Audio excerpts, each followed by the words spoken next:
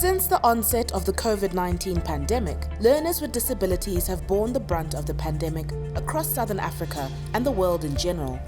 With governments closing schools and migrating to distance education through use of state-owned distance learning platforms, most learners with disabilities across countries have not been able to access educational content and fully participate in education programs because existing systems have been ill-prepared for the added demands of state-sponsored distance learning platforms.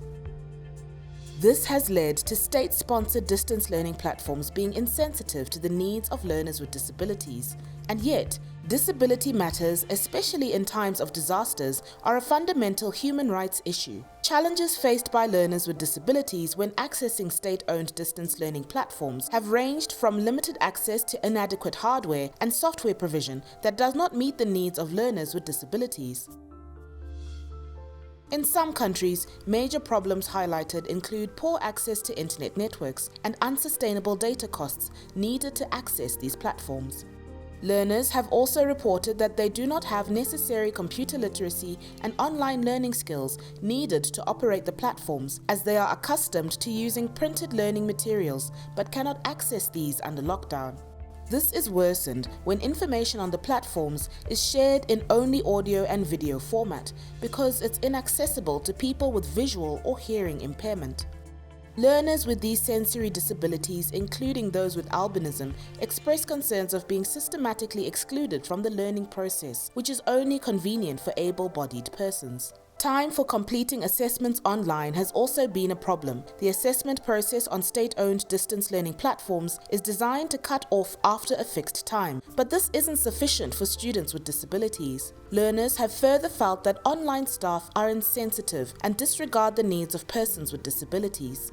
The emotional and psychological impact of this should not be ignored, with learners frequently reporting a loss of human dignity as they attempt to access and use state-owned distance learning platforms. All the problems highlighted through the insensitive state-sponsored platforms show the urgent need for collaboration among educators, government, and the private sector, particularly as we come to grips with the effects of COVID-19. To ensure that learners have positive learning experiences and complete their qualifications, governments and responsible ministries need to respond to the learning needs of all students. Stakeholders need to review the training and accessibility guidelines for distance learning platforms to be more inclusive of distance teaching methods sensitive to learners with disabilities so that they can complete their qualifications and live sustainable lives, thus preventing unnecessary dropouts. Failure to transform training strategies could lead to an even higher dropout rate for learners with disabilities. It could also lead to the delayed realization of the United Nations Convention on the Rights of Persons with Disabilities. This right entails ensuring the provision of an inclusive education system at all levels and lifelong learning. The overall view and course of action for governments and responsible ministries should be to view education as a basic necessity that is accessible to all persons, ensuring that all learners, especially learners with disabilities, have positive learning experiences when accessing state-owned distance learning platforms, thus empowering them to live sustainable lives and fulfill their full potential.